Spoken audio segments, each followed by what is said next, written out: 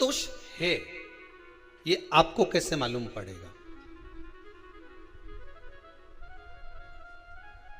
पितृ भूखे हैं, इसका तो वर्णन हमने पहले कर दिया कि रात्रि को जब आप सोने के बाद में 1-1.5 घंटे बाद अगर आपकी नींद खुल जाए, 1 घंटा 1.5 घंटा आप सो लिए, उसके बाद जो नींद खुली तो 1-1.5 घंटे तक अगर आपको नींद नहीं आ रही है, रात्रि को सोने के बाद में 1 घंटे बाद जब उठे तो आपको प्यास लग गई, भूख लगने लगी, प्यास लगने लगी कि मेरे को पानी पीना पड़ेगा, घबराहट हो रही, पानी पीना पड़ेगा। 1-1.5 घंटे सोने के बाद अचानक नींद खुले और आपको प्यास लगे, समझ लेना आपके पितृ भूखे हैं और प्यास है।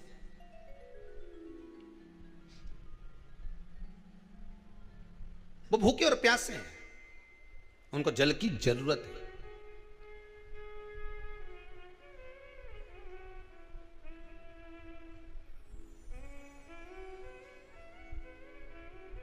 किसी भी नदी में, सरोवर में, कुंड में, बावड़ी में, तालाब में, आप तीर्थ में जाकर जब स्नान करते हैं तो स्नान करने के बाद एक काम का नियम बना लो कि अपने हाथ की अंजलि में जल लेकर अपने पूर्वजों को देना। प्यासे रहते हैं, भाग मांगते हैं।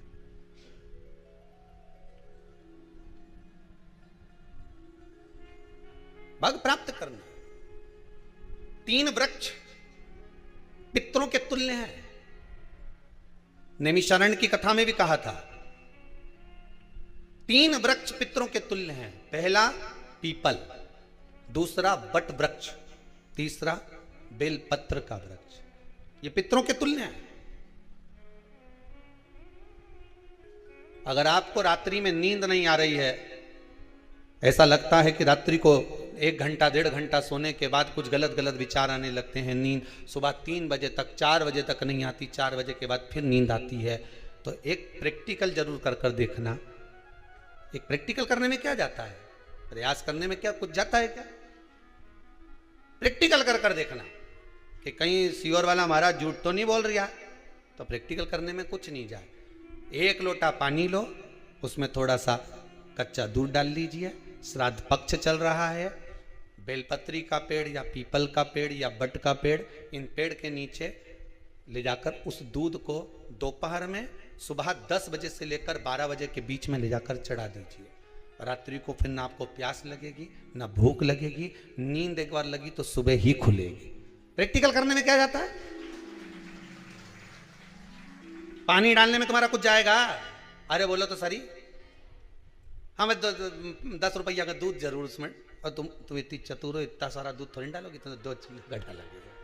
कहाँ तुम इतना डालने वाली हो? है?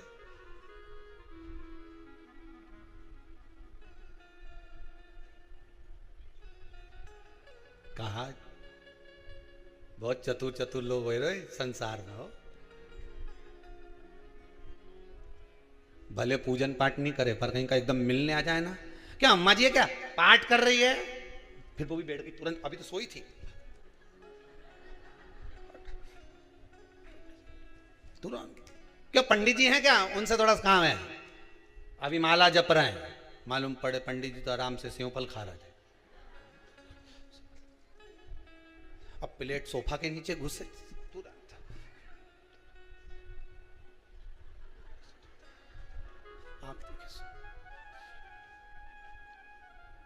प्रैक्टिकल करने में क्या जाता, कुछ भी नहीं बिगड़ेगा, ये तो बस जल डालोगे तुम्हारा ही कुछ अच्छा हो सकता है, बाबा की कृपा है।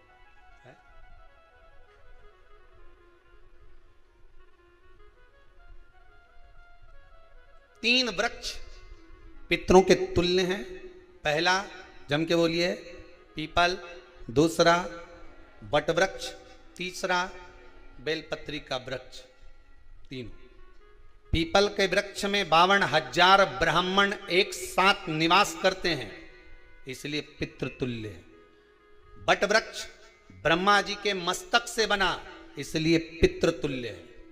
और बेलपत्री का वृक्ष माता पार्वती जी के अश्रु से बना, जब आंसू गिरे थे माता जगत जननी जगदम्बा पार्वती के, उस समय पर पितृलोक में हलचल उत्पन्न हो गई थी, हमारी नातिन की आंख में आंसू कैसे आ गए। मैनावती की पुत्री है,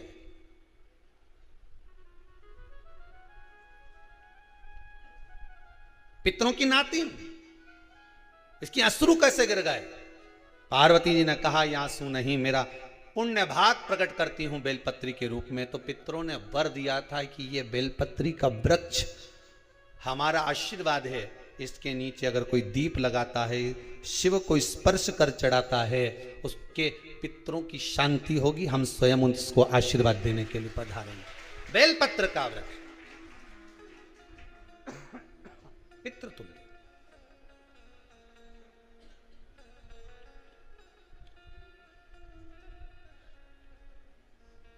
तो रात्रि को अगर भूख लग रही है, प्यास लग रही है, तो पितृदोष है। दूसरा पितृदोष का लक्षण बताया, घर में कोई शुभ कार्य ना हो, वंश की वृद्धि ना हो, 1 रुपये कमाओ, 1.25 रुपये खर्च हो रहे हैं, पैसा 10 जगह से कमाई आ रही है पर घर में टिक नहीं पा रही है, आया गया, पितृदोष। जरा सी कटोरी पड़ी है उसके पीछे विवाद चालू हो जाए, पानी ढुल गया उसके पीछे विवाद हो जाए, या छोटी छोटी बात में घर में क्लेश मचा हुआ है, पितृदोष है। समझ लो हमारे पूर्वज हमसे खुश नहीं है, प्रसन्न नहीं। कोई कहता है गुरुजी श्राद्ध बड़े बेटे को करना चाहिए कि छोटे को करना चाहिए। शिव महापुराण की कथा कहती है, अगर जायदाद का पूरा हिस्सा बड़े ने लिया हो और तुमने अपनी माता का दूध ना पिया हो तो एक ही को कर लेने दो। अगर माता का दूध पिया है और अगर एक अंगूठी भी ली है, जरा सा एक कपड़ा भी अगर सास का लिया है, तो श्राद्ध तो तुझे करना ही पड़ेगा, करना ही पड़ेगा। तूने मेरा दूध पिया है तो बिल्कुल जम के तो बोलो। अगर तुमने उनका कुछ खाया है तो अब एक काम और हो सकता है, गुरुजी वो श्राद्ध अगर हम नहीं करें और बड़े भैया करें और हम उन्हीं के यहाँ चले जाएं तो चले जा, मना कौन कर रहा है। पूड़ी का तेल तू ले जा, खीर का दूध 2 थैली तू खरीद के ले जा, जितना वहां वो सेवा करे उतनी सेवा तुम करो। गलत है क्या? जायदाद का भी तो हिस्सा किया था। सुई की नोक के बराबर नहीं दूंगा, नहीं ईंट इधर खसकी है तो हमारी इधर खसका दीजिए। हमारी बसियत में इतना लिखा है तो फिर बसियत में ये भी लिख के जाना चाहिए था। मैं तो क्यों सबके, तुम डरो मत ही रहे एक भी। जब छोरा छोरी के जब सब सामान प्रॉपर्टी दो ना, जमीन दो ना, जायदाद दो ना, सारा सामान छोरा छोरी के दो, तो उनके लिख के भी जाओ कि हमारी श्राद्ध कर दे अच्छे से, नहीं तो भूतड़ी बन के सताऊंगी।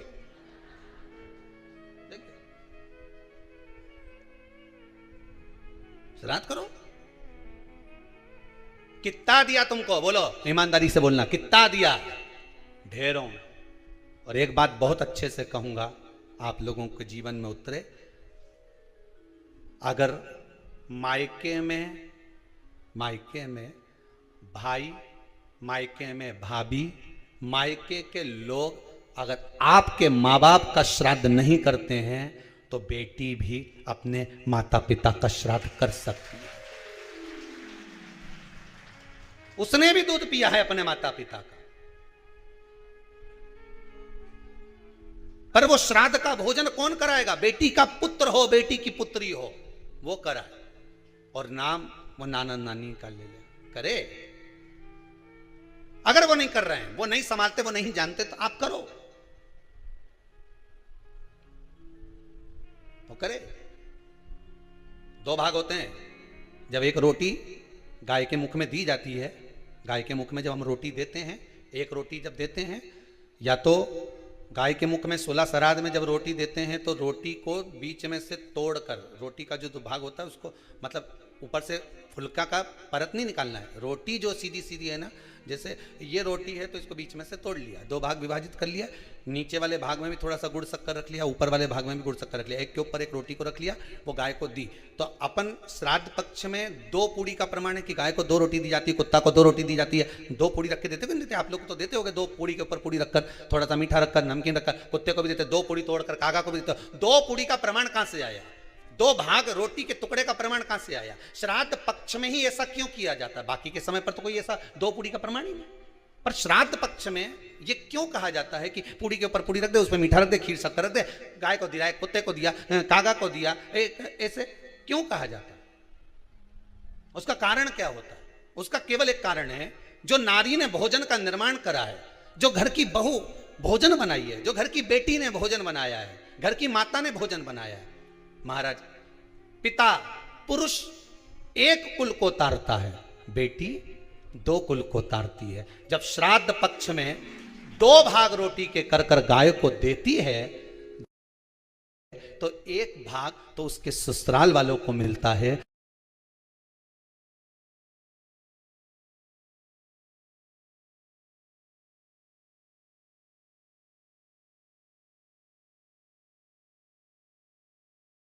मायके को भी मिले, ससुराल को भी। जब गया जी का पिंड होता है तो नाना नानी सबका स्मरण कराया जाता है। 2 भाग।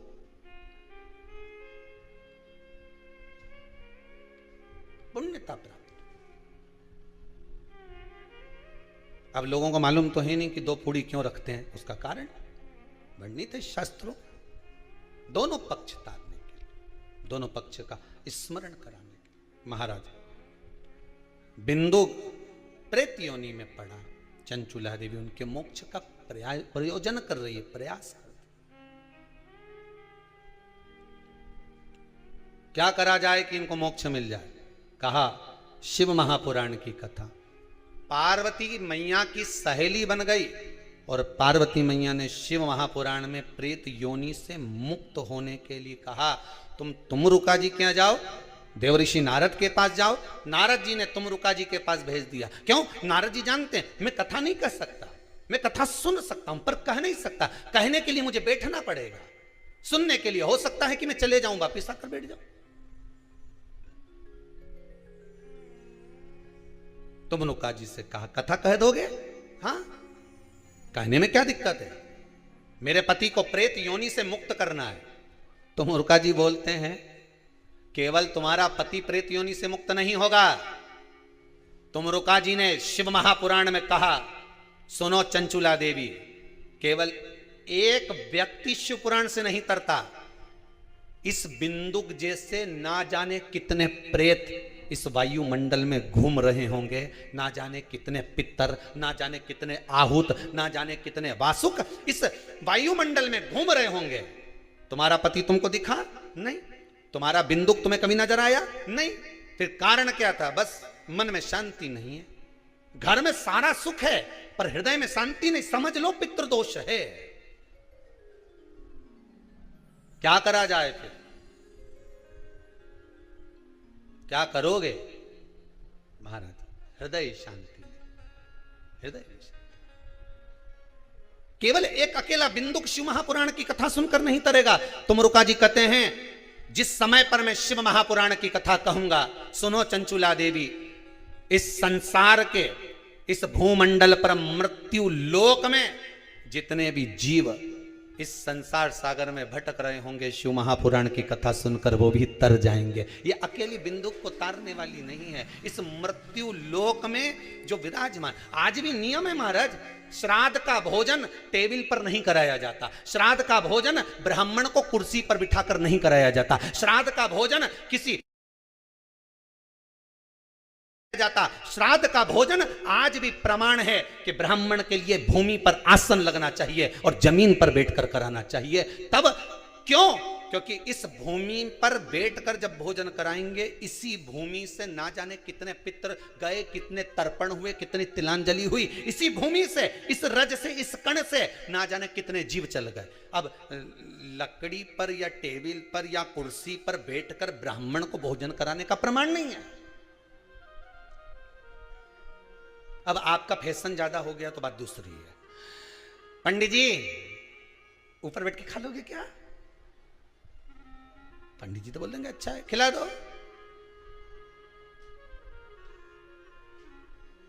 ऊपर बैठ के क्यों? वो झुकने में थोड़ी सी कमर लचक जाए, क्योंकि खीर परसेगी तो झुकना पड़ेगा। अब ब्राह्मण अगर भोजन करने आसन पर बैठेगा, तुम अगर थोड़ा झुककर परसोगी, ब्राह्मण के सम्मुख में आप थोड़ा सा भोजन कराते समय झुकोगी, जरा विचार करिए। यशोदा मैया के घर में संतान नहीं थी, यशोदा जी श्रावण के महीने में श्रावणी करने आए हुए ब्राह्मण को मात्र खीर परोसने के लिए गई थी। 52 साल की उम्र थी, संतान का सुख नहीं दिख रहा था, खीर परोसने के लिए गई। उतनी देर में ब्राह्मणों ने देखा इनके घर में संतान नहीं।